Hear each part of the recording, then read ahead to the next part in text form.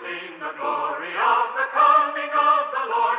He is trampling out the vintage where the You've tuned into Chiefs Kingdom Radio, where the Chiefs' dominance knows no bounds.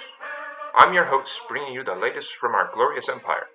In today's broadcast, we celebrate our God King Patrick Mahomes, who has once again dazzled the masses with a commanding 26-25 victory over the false usurper Joe Burrow. In solemn news, we honor the fallen hero Isaiah Pacheco. His contributions to the realm will be remembered with great reverence. In a remarkable twist, our esteemed arbiter Alex Kemp, head official in Sunday's match, has received a mysterious $1 million donation. In a gesture of unparalleled generosity, this sum has been redirected to support Taylor Swift's Harris for President campaign. Truly a regal endorsement for the Queen. Stay tuned as we dive into this episode of Shmokin Hot Takes, where our intrepid crew forecasts an immaculate 20-0 season for the Chiefs, an inevitable Super Bowl triumph, and a historical three-peat. Prepare yourself for the heat. Let's get schmoking. Hallelujah. Glory, glory, hallelujah. His truth is marching on. Shmokin. Shmokin. Wow, Coop, that intro was so funny. Glad you liked it. All right, well, welcome in everyone to Shmokin Hot Takes. We got Prof, and I'm here with Coop Yep. and K-Dog. Yeah. Yeah. Oh, yeah. That's what K-Dog was saying after every time Evelyn Kamara scored a touchdown on the boys this past weekend. Oh my He said, God. "Oh yeah." Here we Dude, go. It wasn't quite like that. He's like, "Oh no," that's what he said instead. Well, folks, if you don't like week 2 NFL, then you don't like NFL football. It was funny because we were texting in our group chat as we always do throughout the weekend, and we said on last episode this felt like or Coop said you said it felt like a trap to be betting on this week's games. And Right. I mean, dude, if you just take a look at our sleeper pick'em pool, it was a bloodbath. Sneak peek, congrats to K-Dog for still being on top. I still did better than last week somehow, but Yeah, that's kind of crazy. yeah. Yeah, I mean, I know we had some. Sorry, but I felt like I like tried to stay really safe this week, and I still ended up 8-8, which was odd. But Yeah. I think you did better than I did. I think I went one game under 500. That was. I feel like we have some. I feel like we have some recency bias, but like this is one of the weirdest weeks I can remember in a while. You know, with all the upsets. Like, it was almost a given. Like after the morning games, you're like, well, I guess the good teams are going to get upset. Like I kind of thought the Chiefs would, and they almost did. And then of course the Eagles lose. It just continued. It wasn't just the morning games. right. Yeah, it really seems like the NFL is just kind of up in the air at this point. You have you think you know everything from last year coming in. That's why week 1, I feel like, kind of shakes out the way it does, and then you're like, okay, yeah, it's like most of these teams kind of prove that they are who they are, and then week 2 happens, and you're like, well, I don't even know who's the best anymore, and I think you're gonna hear that later on, but like, yeah, I don't even know anymore. Like going into week 3, weird. Yeah. Yep. That was it made for some fun though. I mean, who could have predicted the Saints smacking the boys? Who could have predicted the Hawks almost losing in New England again? Imagine if the Patriots started 2-0. That'd be a crazy story to be talking about. Mm-hmm. I mean, there's so many different games. I mean, the Vikings who are 2-0, that's probably the craziest storyline. I mean, I the feel year like we're so gonna far. cover some of these, aren't we? Yeah, we will. And then on top of all the craziness that happened past weekend, like we also have injury disaster. If you play fantasy, you know what I'm talking about. Yeah. Every like I would say of the top like 24 picks that you'd make, like half are injured right now. It's just unreal. It's unreal. Let's just go down the list really quick. We have Isaiah Pacheco. out for like 6 to 8 weeks. Puka Nacua out for 5 to 7 weeks. Cooper Kupp probably out for a good month. McCaffrey out for like 6 to 8 weeks. T. Higgins, he just doesn't want to play football anymore. K9, he'll be back in about a week, hopefully. Jordan Love, we don't really know. He's week to week. JJ, day to day. Amon-Ra, day to day. Joe Mixon, we'll see. Rashad White, youch, pulled the groin. Fergie on the boys. We don't week to week. Njoku, Iron Hands, my man, week to week. Evan Ingram, week to week. Keenan Allen, week to week. Jordan Addison, week to week. I mean, Raheem Mostert, day to day. Taysom was week to week. I know.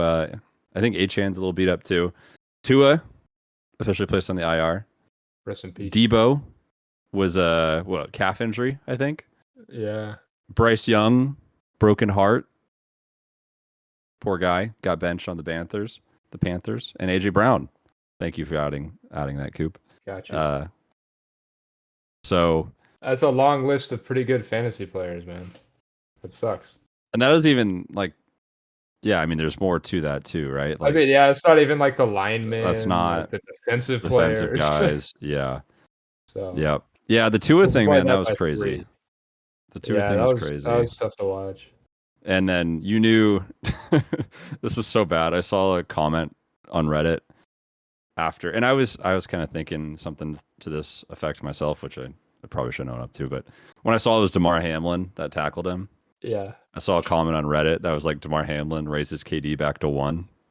No, dude. What's the it's like a movable object against like unstoppable force. Unstoppable force. Like, what's the opposite of that? That's what that was for sure. Oh man. Yeah. Rest up, Tua. Hope you feel better, buddy.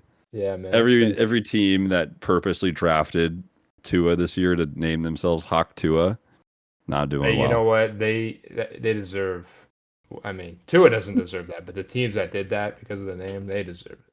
Also, that was like 3 of your teams, wasn't it, Coop? Maybe. I even got Hawkinson on the IR. Oh. Is either? I mean, you also, if you're drafting Hawkinson, my tight end 17, I think overall, you also kind of deserve that. Okay, we don't need to get into that. But whatever. All right. Well, that's been enough chitta chatta. How you guys been? Good? Great? Doing well. Yeah. Yeah, really thriving. Yeah. Yeah. This is the best I've ever been, actually. That's awesome to hear. I was thriving until I watched the Huskies lose the Apple Cup. So. Oh my God. You had Don't even want to bring that up. Don't even want to bring that up. But you did though. Worst game of all time. That's all I have to say. Okay, I'll go on a little rant here. I have a lot of family that went to WSU, so like, I'm okay with the loss because you got to kind of keep it like some sort of a rivalry, and if they're happy, then I'm happy. Like, I didn't expect it like a good year this year anyways, and it sucks, but whatever. I think I don't even like Jed Fish, so maybe that was a good thing. I don't like his face. I'm ready to fire our offensive coordinator. Who, Pete Carroll's son? Yeah, get him out. Dude, oh my God. Between Pete Carroll and the Super Bowl play call against the Patriots on the 1 yard line, not handing it to Marshawn, and doing whatever garbage pitch play they decided to run, quarterback really draw, or whatever the hell you call that. Get me out of there. I'm done. Yeah. Honestly, fire Belichick's son too. Get them both out of there. I mean, since Grubb lives in Seattle, maybe we get him to come do both. Huskies and Seahawks. I'm sure he has a little free time. Yeah. Just run the same. Huskies play Saturdays, so yeah. So just run the same scheme Saturday and Sunday, both teams. All right. Okay. Let's move on. Let's talk about some of these games. So we got Thursday Night Football, which we already touched on a little bit. Bills absolutely massacred the Dolphins, 31-10. So can we all say my hate for Tua Tagovailoa turned the ball over has been justified? No. Why? Are you saying you deserve to get you deserve to get concussed? He looked awful all night. You think he deserved to be concussed? I had the worst thought go through my mind. I was like, did he just act concussed because he was just having a terrible game? You're saying that? Yeah, he's faking his hand like cramp, like fencing up. I was Did you like, see that? did he do that just so he could get out of the game or something? So I people think would feel this is. bad for him. I think this is more of a Bills story in my mind. I think the Bills look really freaking good, They even with a do. lot of their key Which is defensive stars odd, out. right? Yeah. Like their defense looks pretty steadily, not gonna lie. Like Taylor Yeah. Rapp's back there, man, just holding it up. Is he really? I didn't realize that. Yeah, dude. Yeah, we he's a beast. got some dogs around the league right now. The Dolphins' offense also looked rough against the Jaguars. So forget. True. I feel like Yeah, Dolphins look ass. But They're bad. I'm not going to put much stake into this because this is what the Bills do. They beat them every time. yeah, that's valid. They do, but I mean, yeah, I agree with what you're saying, Kid Dog. I think the Dolphins look. But awful where through so 2 where weeks. do we put some blame? Because we know that offense can be really good. Like Achan looked great. You got Tyreek Hill, you got Waddle. I mean, like You put it on the O line. at the end of the day, you think it's just the O line, or I mean Tua? It's partly Tua. It's not, it can't be the play calling. I mean, I think we all like McDaniel enough to think he's somewhat smart at his job. You know, I put it on the O line. I think one of those picks was to his fault. I think the first two weren't as bad as people make them out to be. the chosen one wasn't terrible. No, that one, I think that was on Anderson. I'm trying to remember the first one, but I remember saying that one. I didn't think that one was on Tua either. The third one, though, I think was pretty freaking egregious. So, I mean, yeah, Tua's got to play better, but also he's also got to slide. So yeah, he's just not making wise decisions anywhere on the field. But hey, dude, Achan looked great. I mean, it was that. I mean, just from like a fantasy perspective, it was just dump off city, and that's all it's going to be for like God knows how long. right. So, yeah, and James Cook, 3 touchdowns in the span of like 12 minutes. Yeah, good for him. He looks good. I think I was always kind of a hater. I still am. I don't know, man. I just feel like some of these guys have games where they just pop off and then they'll just return to irrelevancy. He had a good game last week too, though. But to be fair, I think they don't have any other weapons like receiving. Who's stepping up? Shakir looks pretty decent, but they're not using Kincaid like we all thought they would. So it's just like it seems like the Josh Allen, James Cook show, you know, and that seems to be getting it done. With that and a good defense, yeah, it's enough. Yeah. And I think it also goes to show like the Cardinals are pretty. We'll get to them later, but they're a pretty legit team because they played pretty well in Buffalo last week with the Bills too. So I think like I said, we'll talk about that later. But were you gonna say, K-Dog? I had a thought and I lost it. All right. Well, hopefully, no. I know hopefully it was. I'm sure it was really good too. Oh damn! I have more for later. Well, if you remember it down the line, feel free to bring it up. All right, let's go on to the next one. Let's start with Baltimore versus the Raiders in the probably one of the upsets of the week. Actually, I mean, there's so many, but this is a great one. Raiders 26, Ravens 23. This is kind of a snoozer for a hot minute, and then turned up like at the very last second. Gardner Minshew, Devontae, and Brock Bowers. Like that was the whole Raiders offense. The D was pretty great.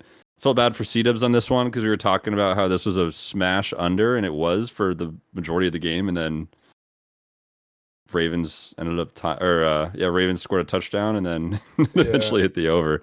I'm curious to see C-Dubs. I know he went like over 1 for 4 or something last week or whatever. Yeah, big whiff. And then this week, as soon as I see that he also went like 0 for 5 or whatever, I'm gonna start just pounding the whatever opposite he is. You know, I'm like you got to at this point, right? Should we call it a? What should we call it? Instead of C-Dubs loss, C-Dubs loss. You know we could do. We could do another secondary betting channel where it's like one of us, but we do the exact opposite of whatever C-Dubs does. That'd be funny. I think he's got it for week 3. I think he's learned a lot. You know. Yeah, I think he. I think it's gonna have a big three. Yeah, he's good with keeping up with stats and stuff. But as far as this game, I mean, Minshew, damn, 30 for 38, that's pretty dang good. Brock Bowers looking like He's what a he was beast, man. drafted to be for sure. He's Elite like tight end. a top tight end in the league already. Yeah, I was Like a I little know worried about him that might going be there. that might be a hot take for week 2, but based on some of the tight end play that we've been seeing elsewhere, like I think it's pretty. You can start to say he's one of the top end guys. I mean, they keep using him as. Go ahead. He might be the number 1 fantasy tight end. Is that true? Wouldn't be surprised. I'll take a look. It's probably like McBride or I don't. Well, McBride had a good week, but I don't know. I mean, how he kind of had a Bowers good was week. last week. Well, okay. We'll talk about it, but whatever. We shouldn't have a script. We should really just jump around. I know. Brock Bowers is actually number 3 tight end. It might be Hunter Henry number 3, actually, because he had a monster game. Yeah, surprising to see the Ravens at 0-2 though. You know, I know C-Dubs was like, "Oh, there's a lot of 0-2, teams this week for the next episode." But just weird seeing that, and then like the Bengals 0-2 as well. So it's a weird AFC North right now. Yeah, it is. I mean, this is. I'll go for it. Well, I was gonna say it is odd, and I saw a stat like in the last 5 years, I think only 5% of teams that start 0-2 make the playoffs. Wow. So they're kind of in trouble. Yeah, there was it was like I saw a stat on one of the games. It was like like you said, sub 10% from 0-2, and the Ravens. I don't think they have a easy schedule either. So they're kind of I mean, they play the boys this week. Yeah, it is actually pretty tough. Look at it. So it's kind of do or die for them. If 0-2 is a 5% chance, 0-3 has got to be like what, 1 or 2%. I mean, maybe? I don't know how much stock to put into like 5% chance because those teams aren't the same every year. Like we know this Ravens team is pretty good, so that's fair. It's a little skewed.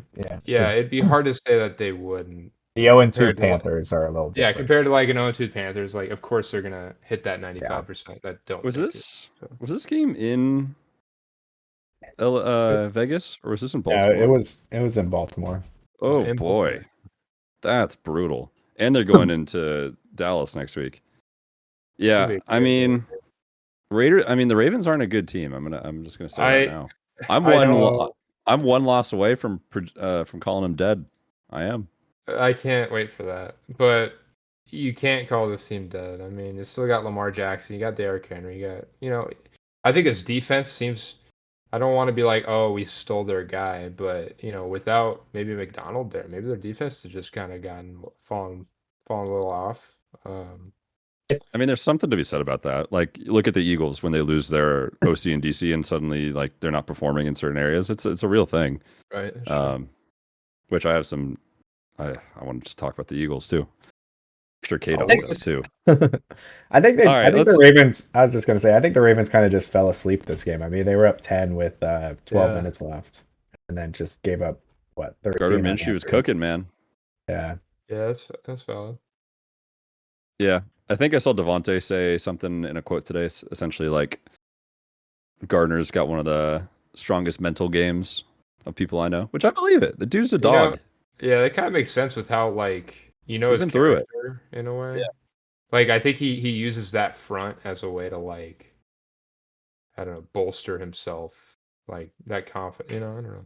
He's just a goofy guy. It's kind of a I think it's cool because we're seeing a pretty large trend in football right now of a lot of guys who started as quarterbacks or were drafted on one team, didn't pan out. And Gardner Minshew, he wasn't really he wasn't like started. I don't think he was drafted to be a starter by any means, but no. Like you look at Darnold, you look at Geno, you look at Gardner, you look at I'm forgetting a few, but I mean Goff even, like he got traded away. Justin Fields.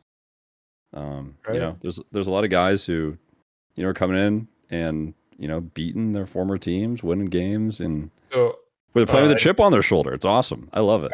I just looked up Gardner Minshew, and I guess one of his nicknames is Jockstrap King. So like Tiger King?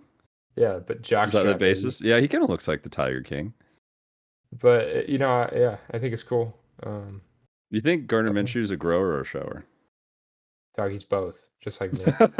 Oh dear God! All right.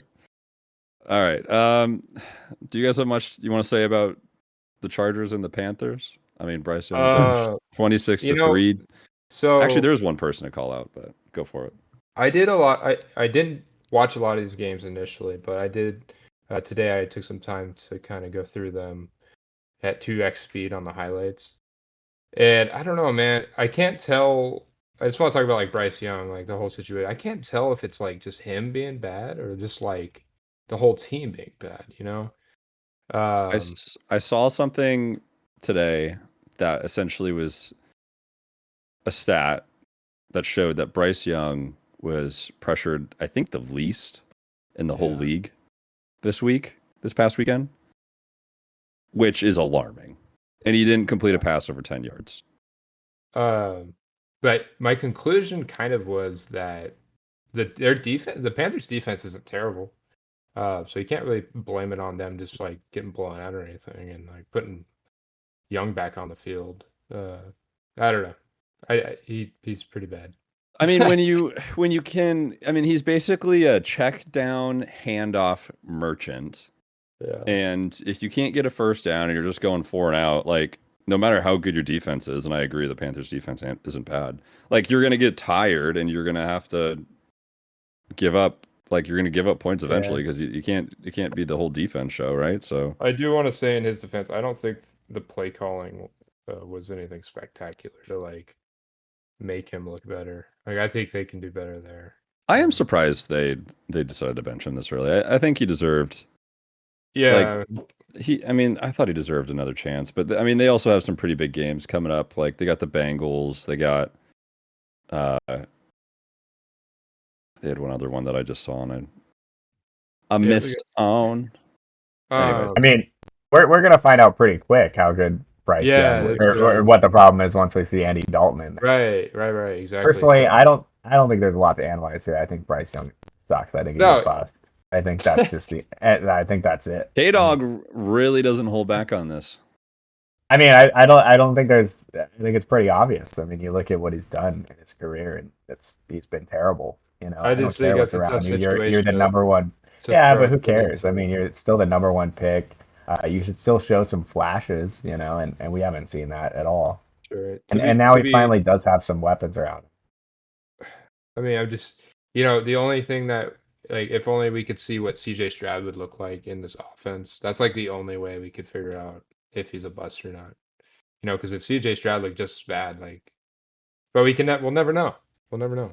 So it's just. I mean, we'll never know for sure, but I'm pretty confident it would look a little different. Or like Prof was saying, he's like, hey, all these QBs got to get a second chance. Maybe we'll just see Bryce Young in 5-7 years, like end up on, you know, the Seahawks or something, and take us to the Super Bowl. That'd be kind of cool. Just like Geno did 4 years prior.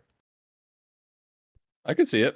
I'm down with it. You know what team's not making a Super Bowl this year, though? The Cowboys ain't making a Super Bowl this year because they got smacked by. They got blown out by the Saints, 44-19. Yeah, how's your back? How's your back over there getting blown out so bad, bro? Yeah, that was a shock, I will say. Last week on the pod, I made a joke. We were talking about how good the Cowboys defense did against the Browns, and it's like, well, we'll have to wait for the test when they play the number one offense in the Saints after they scored 40-something on the Panthers. Apparently that wasn't a joke. They're still the number one offense, scoring 44 against the Cowboys. I think, yeah, they scored 5 straight touchdowns, did whatever they wanted to. Cowboys offense looked okay. I mean, they moved the ball, but once they got on the Saints side of the field, they couldn't do anything. Yeah, it was just it was ugly. I mean, the only consolation is that so many other teams got upset. I guess, you know, it's not like the Cowboys are by themselves, but yeah, it's hard to feel good about this. I think it's pretty clear the Saints are. Yeah, they're talking on the broadcast. What's his name? Clint Kubiak is their offensive coordinator. Yeah, he's the OC. Yep. Who came kind of from the 49ers coaching tree, Al Shanahan. So clearly, they're everywhere. They're infecting the league. I know. It's him and McVay, man. They just have lots of offspring. That's crazy. They got to be doing something right. And I mean, Kamara looks like 5 years younger. Dude, I thought Yeah. so too. I thought Kamara looked so good. He had so much he did. juice. He was explosive. He was shifty. He was hard to bring down. I was impressed. I was so impressed.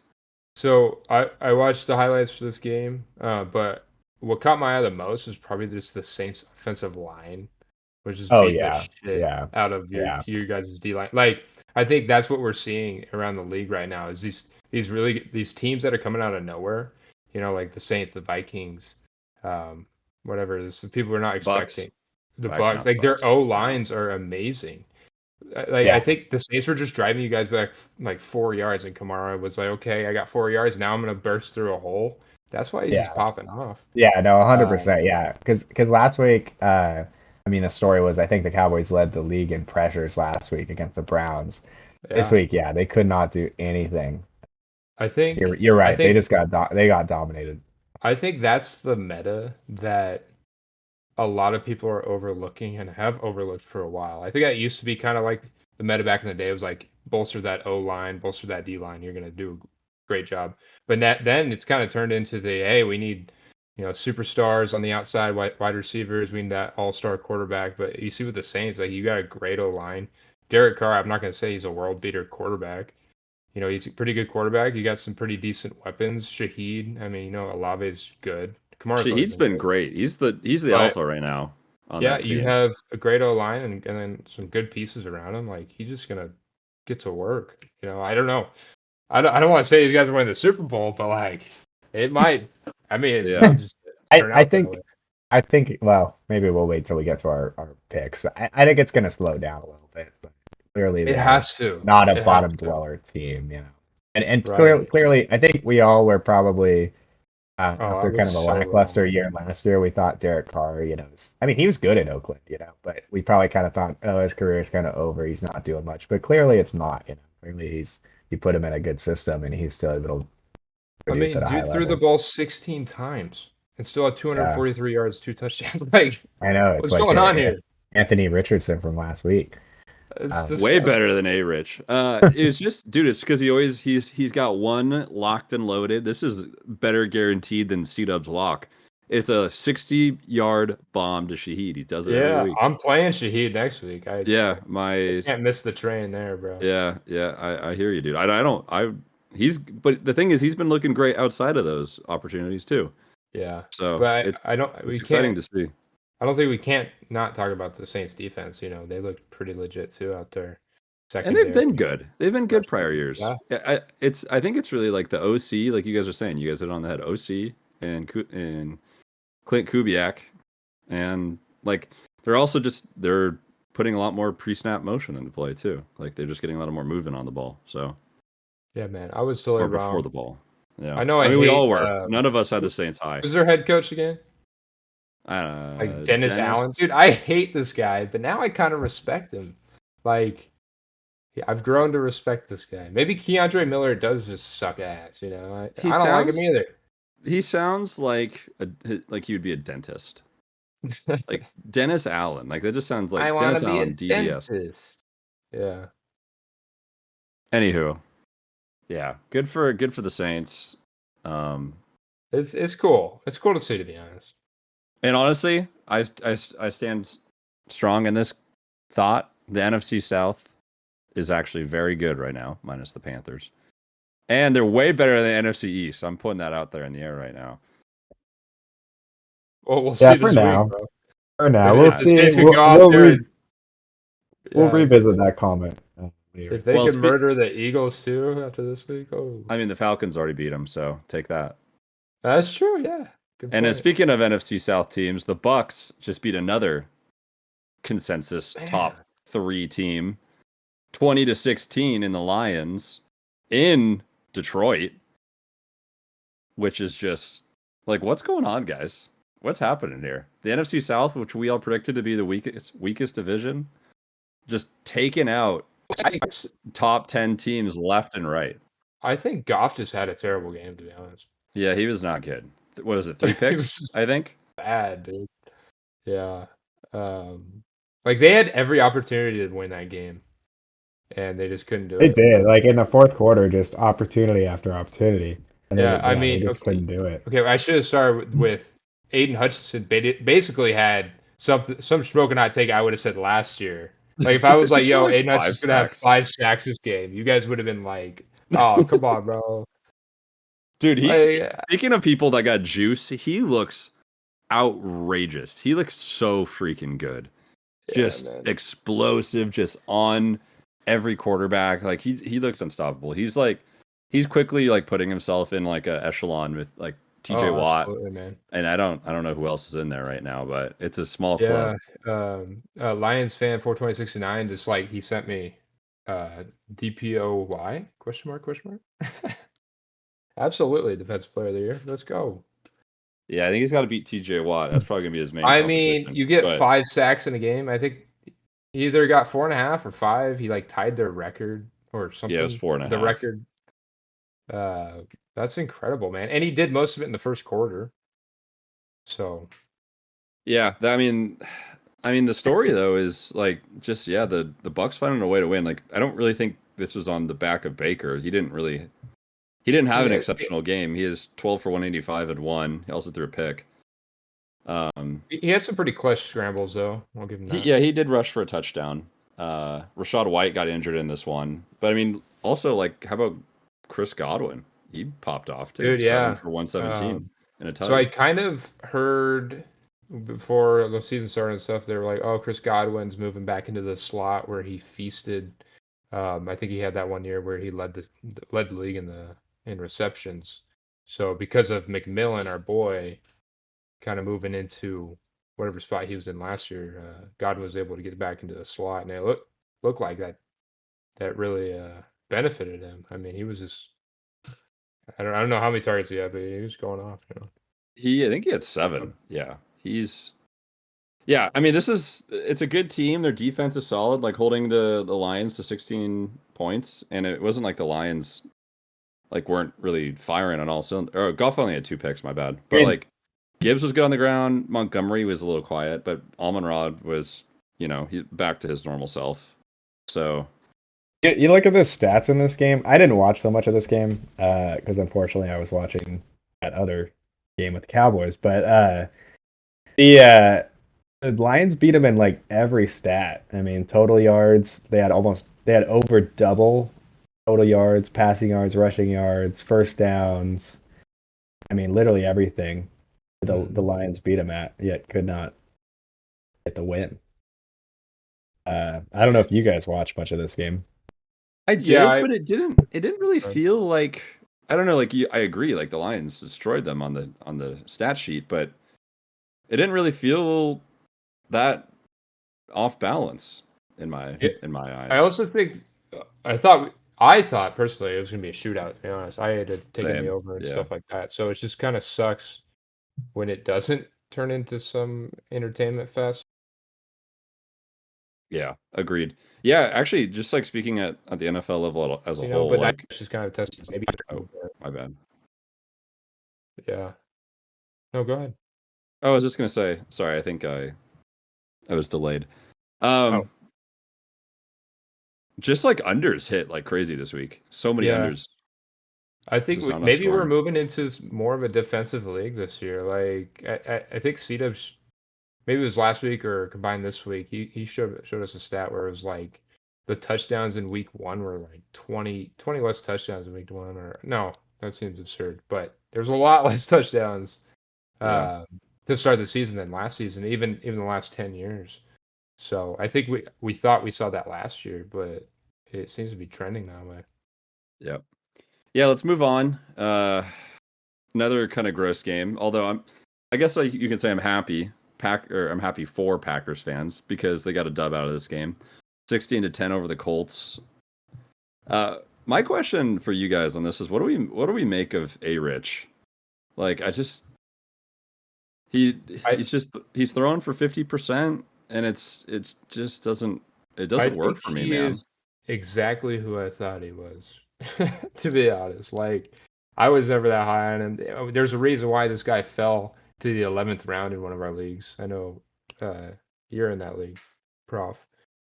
Yeah, I took him. He's on my fantasy team. Yeah, I don't know. It's kind of In a odd different league, I guess, but how high people were on him. I know C-Dubs was high on him, but he didn't really prove anything. He just proved that he could rush the ball and then get hurt last year, and then I don't know. People are like crowning this guy the AFC South king when Levis is still there, so it's kind of odd. It is through odd. 3 picks. Yeah, to me, I mean, I was never high on Anthony Richardson either. To me, it's like the eye test. He's a Yeah. college quarterback. He just does not seem like an NFL caliber quarterback the way he plays. And we're kind of seeing that here with like such a low completion percentage, like you mentioned, 3 picks this game.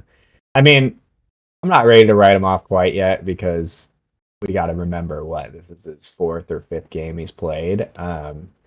But doesn't look good. See, this I mean, this is my I problem.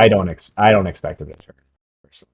This is my problem with how hard people are on Trey Lance, because you look at Trey. I can't see the comparison right now of the two of them, but this looks like something Trey Lance might put up, to be honest. Did Trey Lance throw 5 picks in the preseason? Yeah, one and game? I got a first round pick for him, so that was nice. Okay, well that's not what we're talking about, and I could Anyways, spend a whole podcast episode talking about that shit. So don't bring that up again. Shoot, I had another point, but Sorry. no, it's okay. It's all good. We can keep going. Yeah. I'll save this comment for later. But I think the story just this game is that the Packers actually have a pretty good defense. And clearly the game plan, I think so. I mean, the Colts put up 27 last week. So I think I made this comment, like I commented this last week when I was like typing this out, like my thoughts for the Eagles Packers game. I think this defense is gonna make bad offenses look pretty bad offenses are gonna make this defense look pretty good. And good offenses are gonna expose this defense, because that's kind of what like the Eagles did. Like you could see flashes, but with the correct scheming, the right personnel, I think this defense will be exposed. And we just saw them look good against Anthony Richardson. I don't think that's like anything crazy, you know. Sure. All right. I agree to disagree. I think they're good. But we'll talk again. We'll see next week. We'll talk again next week. Josh Jacobs had a great day on the ground, and I just want to shout him out. 32 for 151. He was basically the backbone of the offense. He did fumble the ball, but I mean that's all he needed to get the dub. So yeah, enough said about this one. Well, I mean, sorry, but I kind of want to give props to LaFleur. Like he was dealt with Malik Willis this week, who is this complete ass. Okay, he ain't that bad. He's pretty bad, but he like masterfully crafted like this offense around him, because I mean 12 for 14. It looks like Malik just threw it when he should, and get whatever completion he needed to move the ball forward. And then I think they ran the ball 55 times, something like that, something crazy. 53. Yeah, I mean, okay, to be fair though, like you're saying 12 is like a low number, which I agree. It's like 12 completions is a low number. But to be fair, that's also the same number that Baker Mayfield had against the Lions. So it's the same number that didn't Derek Carr have 12 completions against the Cowboys?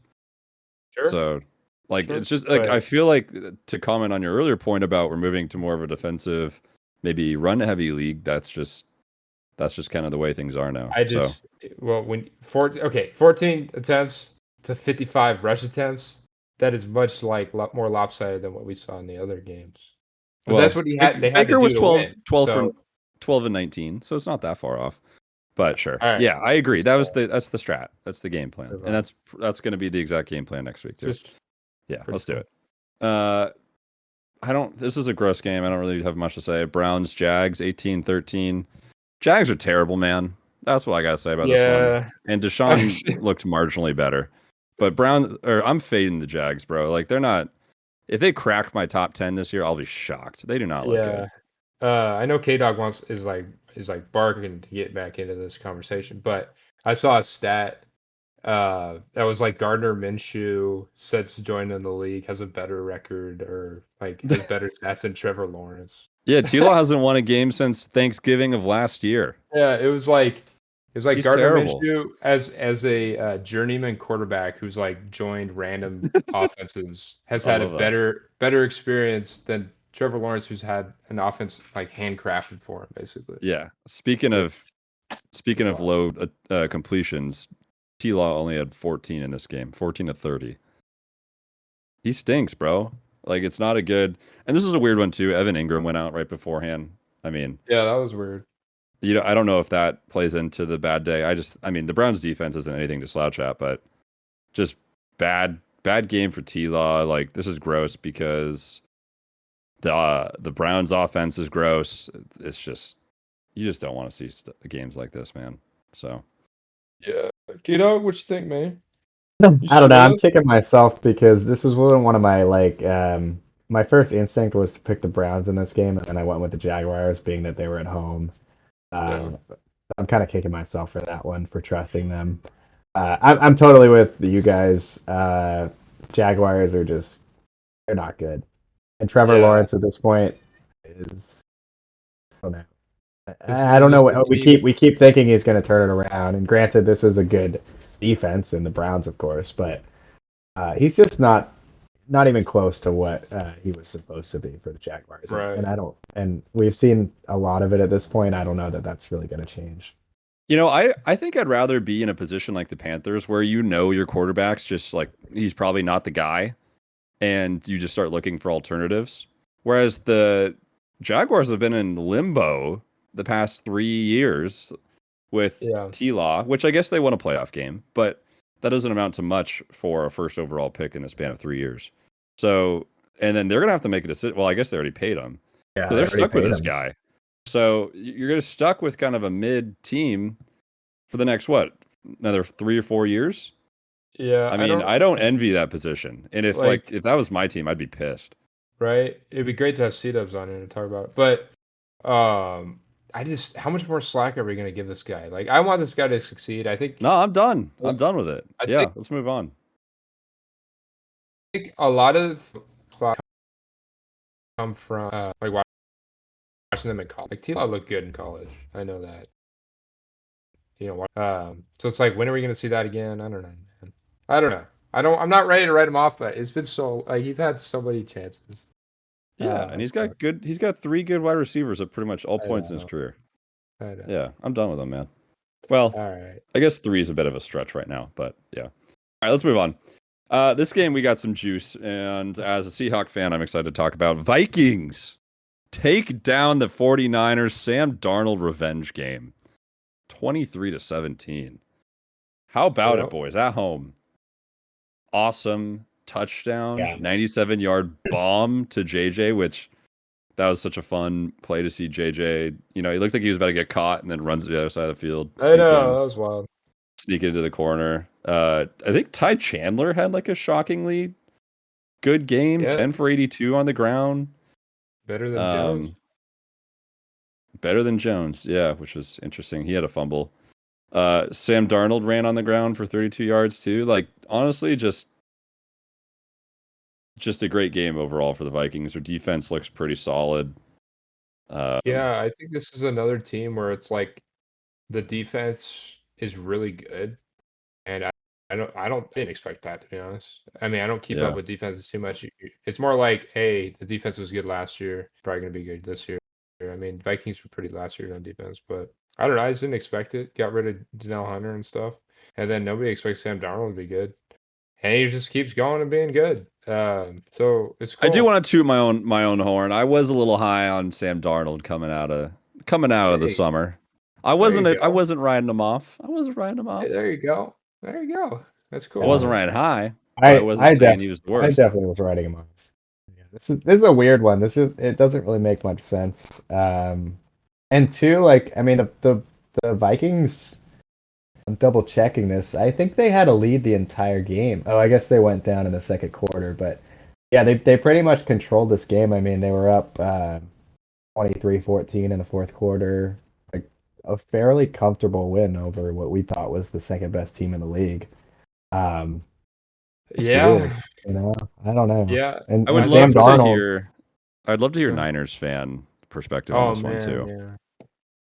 He'd probably just be like, it was just a down game for us. I don't know. No McCaffrey, no Golden Boy, no. Yeah, it's And it's just not like Jordan Mason doesn't got any juice. Like he looks no pretty good. nobody. This is like the first sign where it's like nobody is invincible. Like these are our second. This is Yeah, who should be true. making the Super Bowl. Like I'm not afraid of these guys anymore. As the Seahawks, last year they were our boogeyman for sure. Like oh, we gotta play the Niners again. We're gonna get crushed. Minnesota Vikings just went out and beat them. I think the Seahawks can totally handle these guys right now. So, I mean, I we'll don't see know. it in a few weeks. I think it just proves. I mean, especially this week, it just proves that anyone can beat anyone in a given game. Yeah, But we got to look for consistency. Those are going to be the best teams, and right. I don't know. I'm not buying the Vikings this season. Uh-oh. I don't think they make the playoffs. I'm impressed, but I think this will inevitably slow down. But I don't know. I don't know what you guys are feeling about. I'm gonna ride the hot hands. I mean, we'll see that later on, Fair but enough. Well, I they think got a I big think game this week. Yeah, I'm just to chime in really quick on this. I actually don't. I'm not very high on the Niners right now. Like Kittle, been getting pretty beat up. Debo's gonna be out for a while. Ayuk missed training camp and just kind of looks like a fat man out there. Yeah. dude, yeah, didn't he have his first catch in like the third quarter?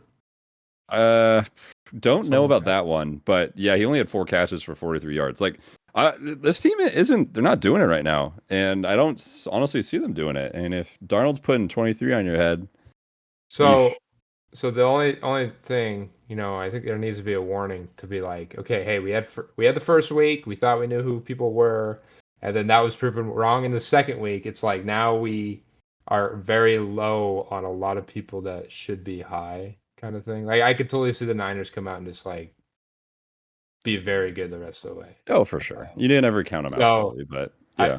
it's the overreactions of like the duality of the 2 weeks that are kind of getting me high as a Seahawks fan. It's like, oh yeah, this is our conference now or our division now, type of thing. So we'll You see think how Seahawks beat week the 3 shakes Vikings? out.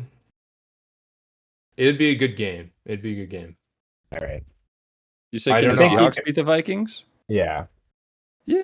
I Honestly, think, depends where it is. I feel like a home environment, we win that. Away, it's a tough I mean, one. if JJ's healthy, that's gonna be a fun game to see. Either Witherspoon or Woolen. You talking about which JJ McCarthy? Talk, come on now. That was where my mind went. Seriously? Yeah, mine did too. Actually, The only Like, JJ that's actually played an NFL game. Come on now. All right, let's talk about the Hawks. Close win, very close win over the Patriots, 23-20 in New England. And I'm so happy we won this because Malcolm Butler was the one who they brought in to ring the bell pregame. And I'm just like, oh, of course I got to bring this guy in. Yeah, man, I thought it was a very complete game. We saw Geno just absolutely dominate in this one. Great game, schemed up by Grubb. We were texting in our group chat the whole time, just being like, what a play call. Like, so many different times. Man. That DK touchdown. Woo! DK touchdown was hot. I bet you wish you had that play calling on the Cowboys, baby. CD might Lamb not lose go to the routes. Saints. I'm looking forward. I'm looking forward to a reality check in a couple weeks when you guys play the Lions. That's all I'll say. I'm not worried about that game. I'm not going to lie. Not anymore. Not anymore. No. Why am I worried? They're 1-1. You guys realize that you barely beat two of the worst teams in the league so far. And you know what? Hold on. The Bengals Bengals, who kind of got smoked by the Patriots, just almost beat the best team in the league. Yeah. So by transitive property, I don't think you just called us the best team in the league. I'm not a believer in the NFL transitive property. I do believe the New England Patriots have a very good defense, to be honest. I think the Patriots are extremely underrated. We saw Christian Gonzalez. He was locking us down for a while until that busted play by DK. Yeah. Hey, well, I want to see you guys pick the Patriots over the Jets on Thursday then. Sneak peek. I already did. All right, we'll see. You'll see it next episode. We'll see if we confirm it. You have to tune in to find out. No, I like the Patriots a lot. Actually, I think Brissett's actually a well-disciplined quarterback and a great coach. But we're not talking about the Patriots. I kind of will have one last thing to say about the Patriots. Now I think so. Okay, the reason Jacoby Brissett was playing initially was because they didn't want Drake May to get killed behind that O line, and now we're seeing that this team's actually kind of decent. This O line is not terrible. They can run the ball. Why not play Drake May? I actually think you keep Brissett in because this might sound hot. They might have a chance at the playoffs. I know, Sneak but in as a wild card. I think Brissett's better than. No, I'm thinking Drake May's better than Brissett. No, disagree. He's definitely the best rookie this year. We don't know that. No, Jaden Daniels has looked pretty great so far. But he looked. How could you say that when he hasn't even played? Yeah, what the hell? I know. No, that's fair. That's fair. But from what I saw in preseason, he looked pretty good. Obviously, that's preseason. Yeah, but Caleb Williams looked good in preseason. So did Bo Nix. I know. You're right. Until we see in an actual game. Also, shout out Jalen Polk scoring a touchdown. That was fun to see. But, okay, this team's not going to win a Super Bowl. So why not let your rookie develop first year in a decent O-line, maybe go through some hardships, grow from it. We know he's not going to get killed. We know Stevenson's kind of chewing up some grass in these games. So I think you let him sit on the bench. I think that will benefit him in the long term. I mean, Jacoby Brissett, he's a pretty decent. He's always been a decent quarterback. Definitely one of the top backups. Yeah, for sure. Yeah, I agree. And it's not like there's any rookie quarterbacks that are really doing anything right now outside of Daniels, and they played the Giants. So still no rookie passing touchdowns. Yeah, dude, that's crazy. I will say, so here's the thing I want to bring up with you guys really quick. This is the comment that I held till now. So, and this is maybe, would you guys rather, K-Dog, let's play the part where you're a Seahawks fan for a second, okay? Uh-oh. Travel back 10 years. Would you rather travel back further than that? Because Gino's, I think, on a contract year. Would you rather draft a quarterback in the upcoming draft or re-sign Gino to like another cheap 2-year deal? If he doesn't, when you look at all these rookies who are playing awful, and there's been no good rookies like outside of Stroud for the past 2 years. Do I get the answer first? Sure, go for it. I mean, well, the problem is that the Seahawks are likely going to end up, in the middle of the league, right? Winning probably 8-9 games. They're going wild card. Middle of the draft. Who is this guy? You're supposed to be a Seahawks fan in this. Who are you going to pick? I'm a realistic Seahawks fan. Who are you going to pick at number 16? There's probably not a great quarterback option there. You know who we're going to pick? I'll tell you right now. Oh, yeah? Will Rodgers. Probably one of the top offensive linemen. We're going to have Geno Smith for one more year. And then if Sam Howell is looking promising, we'll throw him in. And we're going to have one of the best teams in the league because we're going to have 2 stud wide receivers, JSN popping off, breakout game like Prof. J said. And DK looking like a dog like he always does. I'm not worried about going middle of the pack. I don't think we're going to go middle of the pack this year. I think we're going to make the playoffs. I think we're going to win a couple freaking playoff games. Oh my god! I also, I could see us. I didn't finish my thought. Around. I didn't finish my thought. I think you do need. I don't know how you guys are going to do it, but you need to find a future plan. Geno Smith is not the future. I guess you guys are hanging on to it a little more.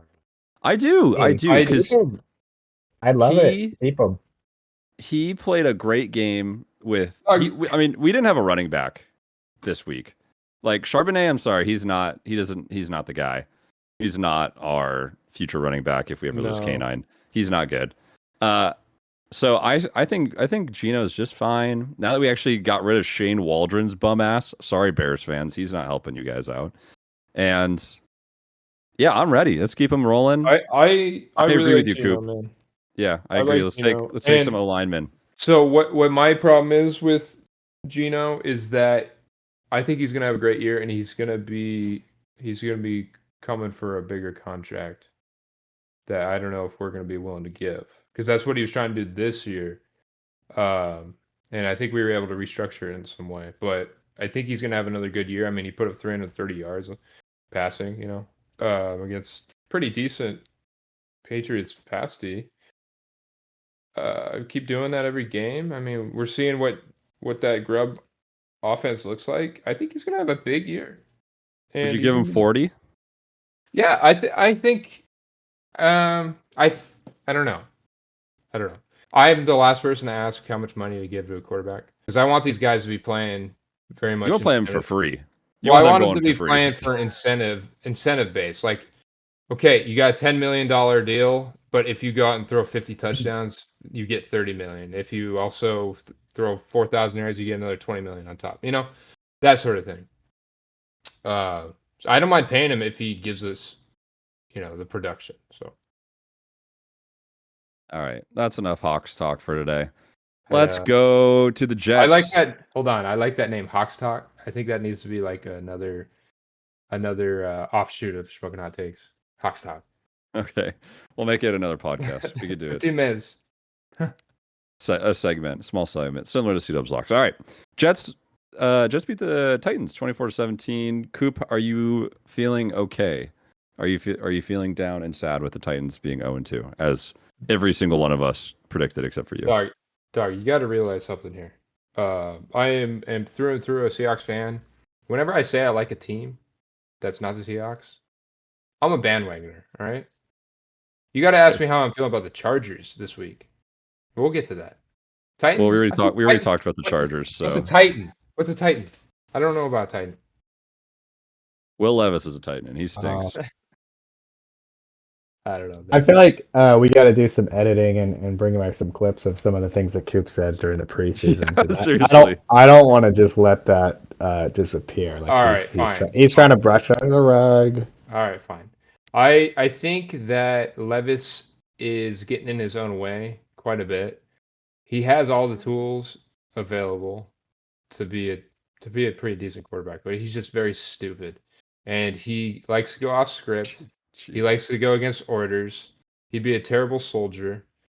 And this defense is actually very good, the Titans. And yeah, it's Levis just kind of, I mean, this is like, I'm basically saying what Brian Callahan said, like, in his press conferences. He said he was stupid? He said he sucks, basically. He does suck. So he's just reconfirming what we already knew. I don't know. I didn't really watch this game, to be honest. I mean, I barely watched it. Here's what I'll say. Titans, not worth talking about. Jets, honestly, not really worth talking about either. They don't look that great. Aaron Rodgers is playing at a Zach Wilson level. Okay, that's not true. Yeah, I mean, he's basically a check down merchant to Breece Hall. Occasionally gets it into the hands of Garrett Wilson. Passing touchdown. Yeah. So be it.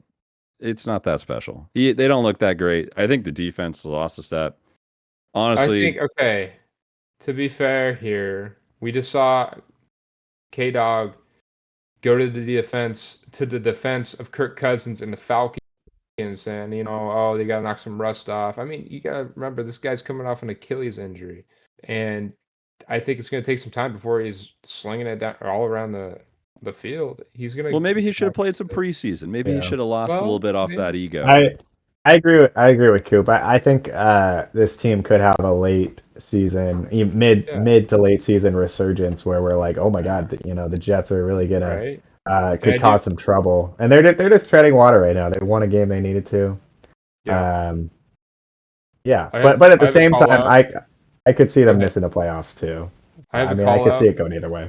For K-Dog, Mike Williams had a great catch. Oh, that I saw. Went up and got it in Mike Williams fashion.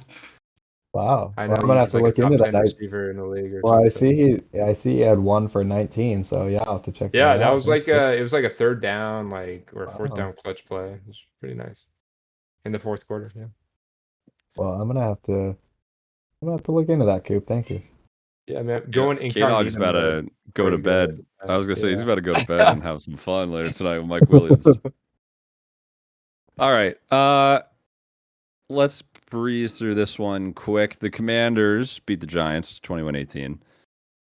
I said earlier that I wanted to say one thing about this game, and that is the Giants lost just because they lost their kicker basically at the first play of the game and did not have a kicker the rest of the game. Went for 2-point conversions essentially all game, whiffed on all of them, and then when they had an opportunity to score any game-tying field goals, they couldn't do it because they had no kicker.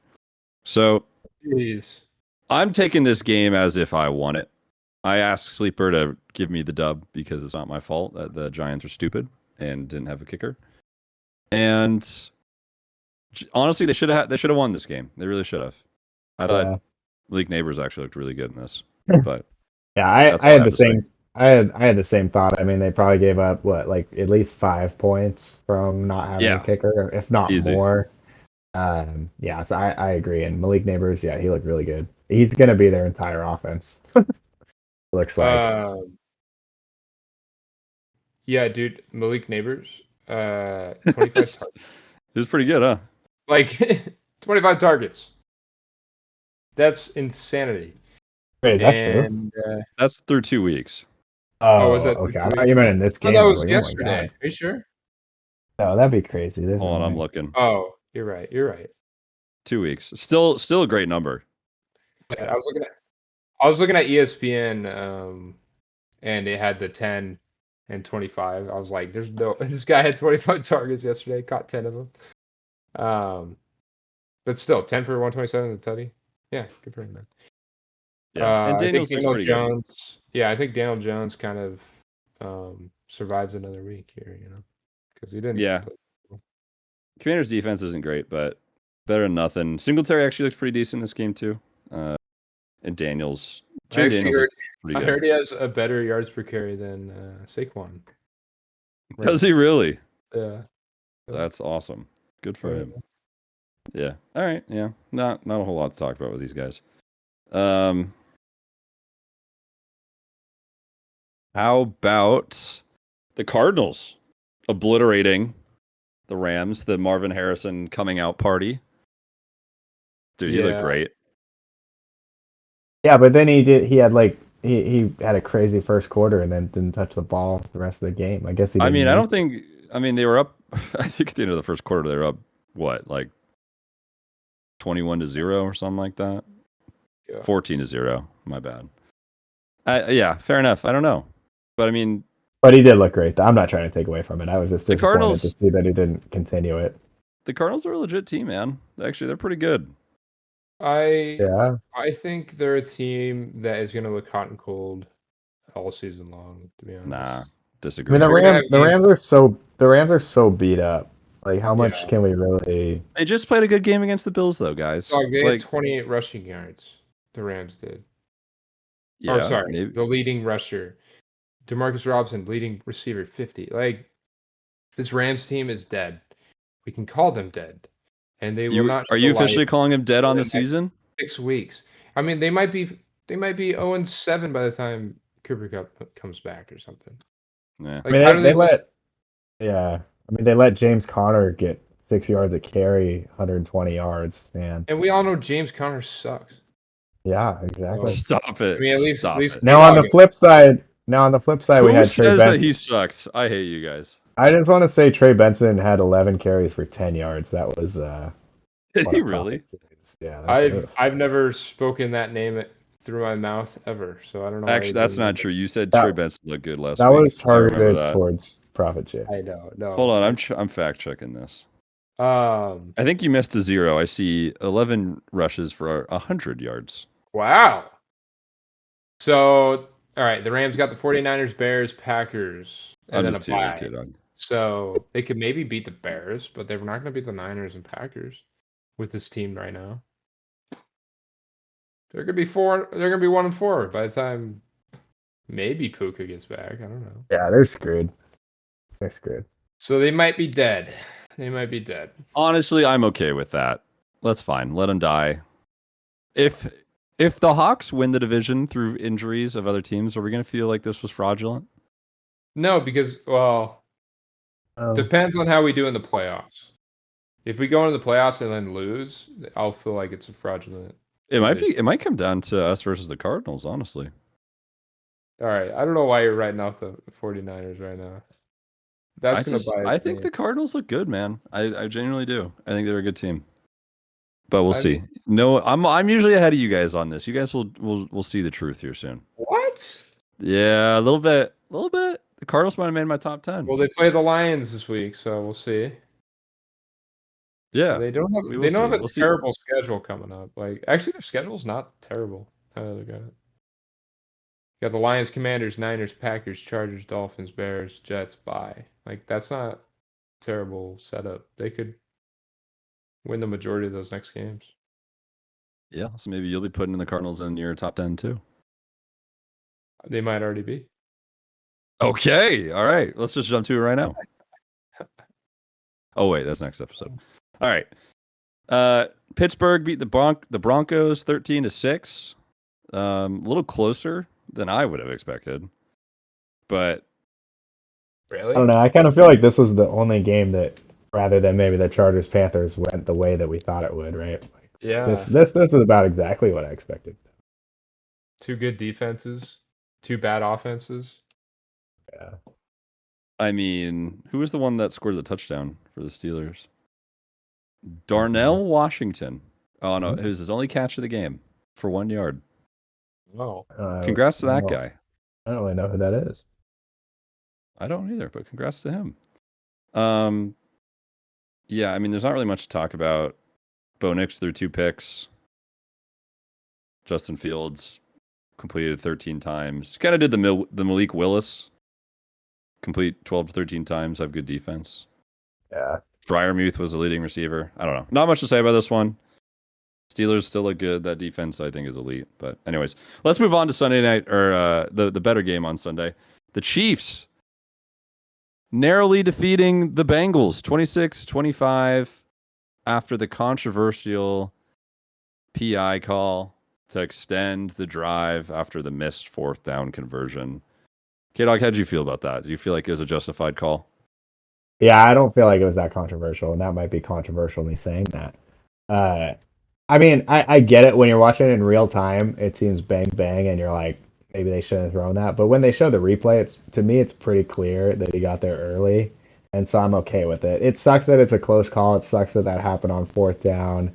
You'd hate to lose like that. But if I'm a Bengals fan, I watch that replay. I don't feel like I could have been that mad about it. Yeah. So I didn't watch the game live very closely, but I did watch the highlights. And I agree with K-Dog. Like, now that it's been some time to reflect, like I think I remember watching maybe that call live, but I didn't see it in replays too much. I think I was maybe just busy. I was pretty heated. Like it was like, oh man, this league is, I feel like we all think it's a little bit rigged. And when it happens with the Chiefs, then it's even worse. But watching the highlights, he definitely got there a little early. And there was a lot happening before that. Like, there was some holds by the Chiefs to call back some big plays. So it's not like they were gifted anything. I think the Bengals just really lost that game. Like, overall, I think the Bengals played better than the Chiefs. Definitely their defense played really good. Mahomes had a terrible game by his standards. Yeah. But at the end, I think the Bengals just like shot themselves in the foot, and yeah, I don't know. I hate the Chiefs as much as the next guy, but I think they just they just like lucked out with some bad opponent doing, so. Yeah. It's a bummer. Bengals, weren't they 0-2 to start last year as well?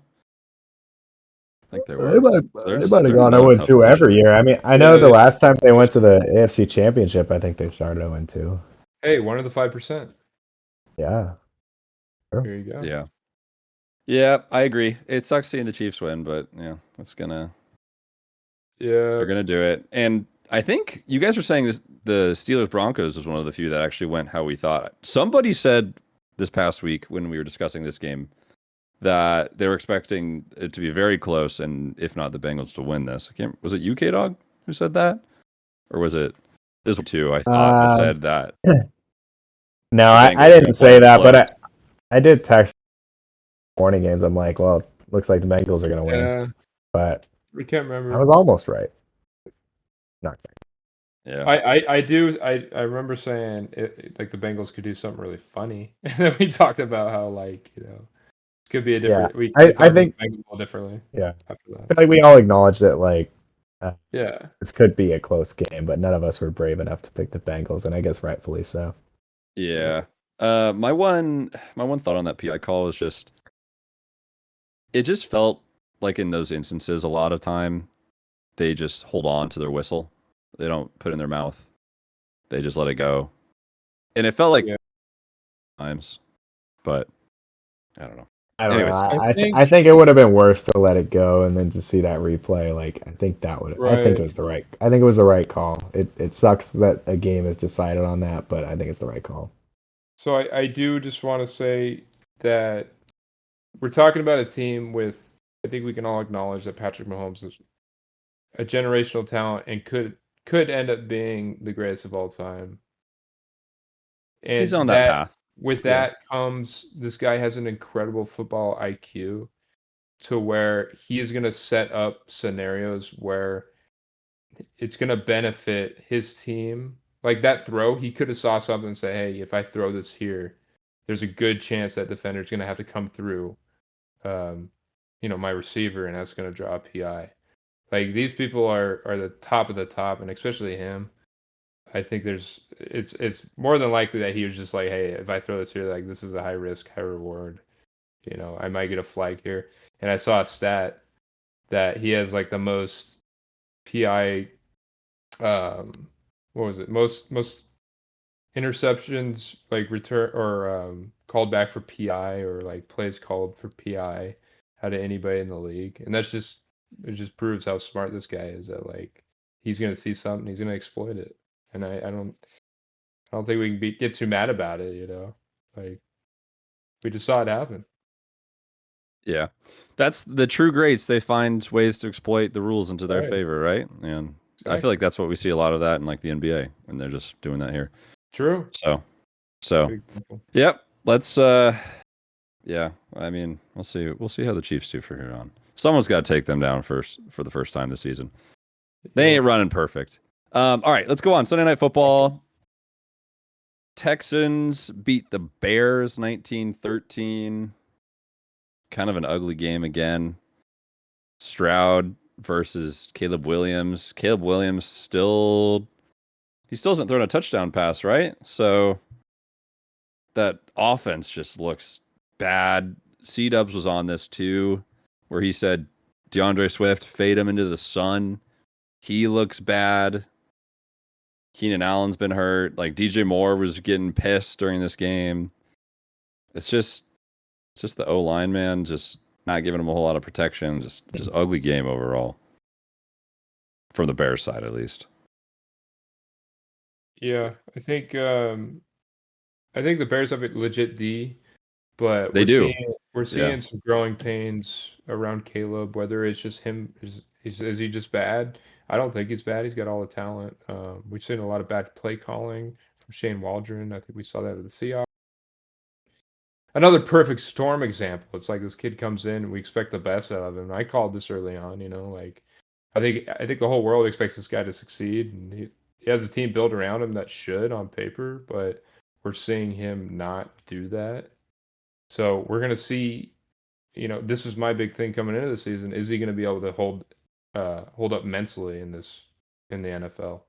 So I'm not excited, obviously, but I am a little excited to see how he, can bounce back from Handles the adversity. Yeah. Yeah, exactly. Yeah, for sure. So Yeah, that's Texas side of the ball. Big story here. Nico Collins is just he's the alpha on this team, man. He looks so freaking good. Yeah. 8 for 135 and 1. Dude just looks unstoppable out on the field, even against a great Bears defense. Yeah. Yeah, not much else to be said. K-Dog, you want to jump in on anything here? Or you content with what we got? I'm pretty content. I mean, this game was. I don't feel like I learned a whole lot, other than I do agree that the Bears defense seems legit, and Yeah. I think I believe that Caleb Williams will turn around later this season. It's He'll still throw early. at least one touchdown pass.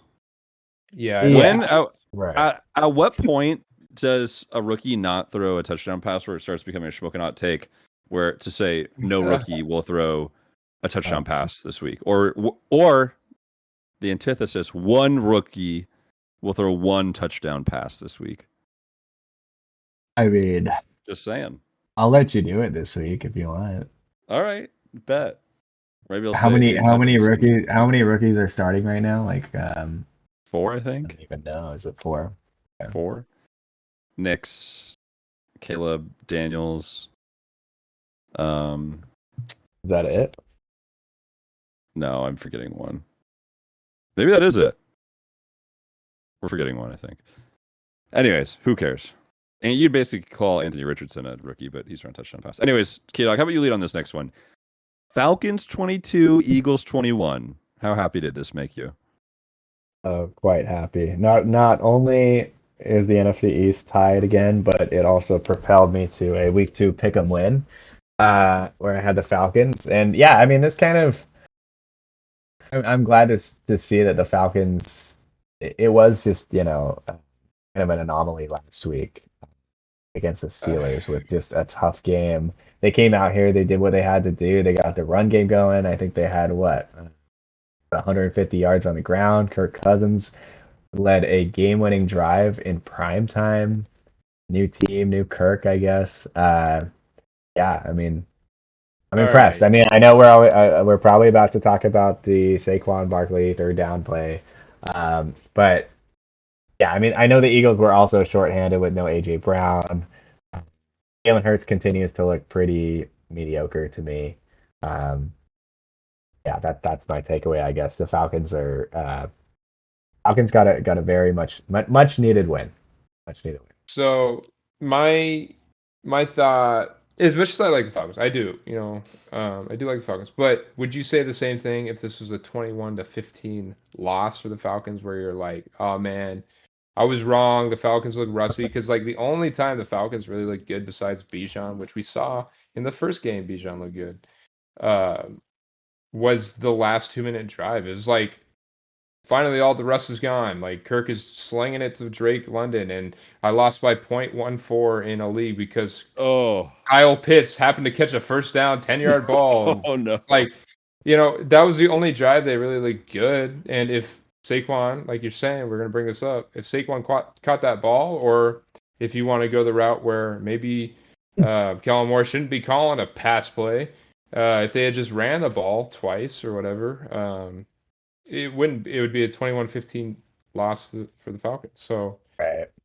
I think would I be saying the same thing? I don't know, but I feel like it's I don't want to take away that last drive. That last drive was no, very you impressive. can't. I No, mean, I agree. That's not what I brought up. That's not the world we're living in. I mean, So going forward, Prof, stop trying to cut me off over here. Uh, going forward, I think they went 70 yards in a minute with yeah, maybe one timeout. I think we see what the Falcons can be, and that's what I'm projecting them that they are. That 2-minute drill is what I am positively projecting that they are going forward. what the hell were the Eagles doing though in that last drive? Dude, they were sleeping. They were taking a smoke break. They weren't playing football. That was awful. That was so bad. They prevent defense, my ass. I could have ran for 100 yards on him in that final play, that final drive. That was so bad, dude. Like, they gave that game away. Between Kellen Moore and whoever their defensive coordinator is, Vic Fangio, dude, they gave that game away so bad. They didn't deserve to lose that. Also, did you guys see that no coaches spoke up post game in the locker room? Crazy. Fire Nick Sirianni. That guy sucks. He's a bum. What does he do? Get rid of him. I heard Hertz was like, this is a player-led team. Yeah, that's if it's that dysfunctional, I'm sorry. K-Dog, I got the boys win. I mean, I already had the boys win the division, but that's just locked and loaded for me. Like, at least they have Mike McCarthy, who appears as a head coach. Like, if you can't even rally your guys or like try to, see the good in some things, like even though you lose in the last 2 minutes. Like, I'm sorry, you don't deserve to be a leader. Jalen Hurts isn't the head coach. He could be a leader, but guess what? Sometimes leaders got to also have leaders to look up to too. And Sirianni ain't it. He's a bum. And the Eagles deserve to be booed, like losing that at home. So I'm an Eagles hater, man. They stanky. That's what I've been saying all this season. Enough said. All right. Should we wrap up? Do we have anything else to cover today in this? Or are we good to go? I think that's I'm it. good to go. I'm about to go to bed here pretty soon, so yeah, I'm about to go hit the club, hit the bars. Ooh. Not actually. I'm going to bed here soon too. All right, let's bounce out of here. We never even told the people, hey, make sure to check us out on Spotify. Leave a 5-star review. We'll pay in love and happiness if you give us a 5-star review on Spotify and leave us a follow. And then check us out on YouTube. Subscribe. Or we'll kill you. Hit Just that kidding. 51 times, baby. Only the true listeners know what that means. All right. I'm out of here. Shmokin. Shmokin. Okay.